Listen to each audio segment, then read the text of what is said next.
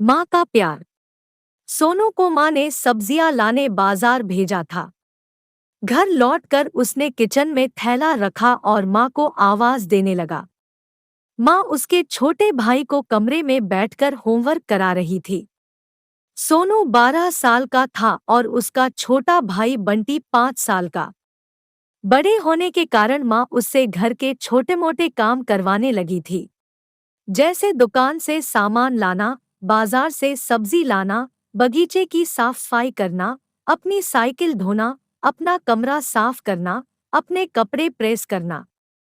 सोनू काम तो करता, लेकिन उसके मन में हमेशा रहता कि मुझे इतना काम करना पड़ता है और इसके बदले मुझे कुछ भी नहीं मिलता। आज उसने सोच रखा था कि इस बारे में अपनी माँ से बात करेगा, लेकिन उसकी हिम्मत ही नहीं हुई। इसलिए उसने एक कागज में सब कुछ लिखकर माँ को देने का मन बनाया। कुछ देर बाद वह कागज लेकर कमरे में गया, जहाँ उसकी माँ बंटी को होमवर्क करवा रही थी।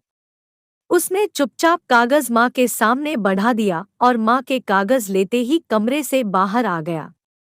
माँ कागज पढ़ने लगी।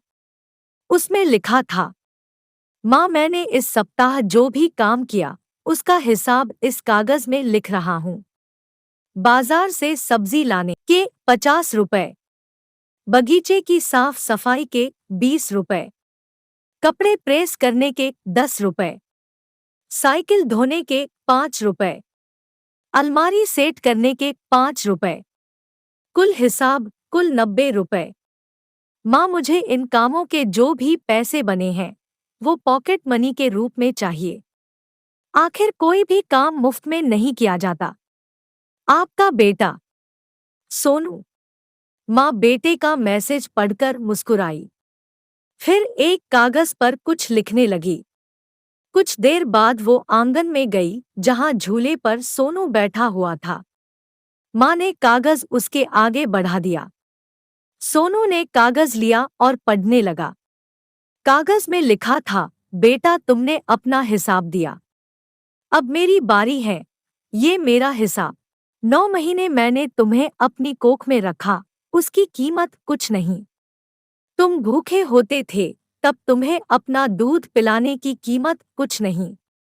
तुम छोटे थे, तब तुम्हारा ख्याल रखने की कीमत कुछ नहीं।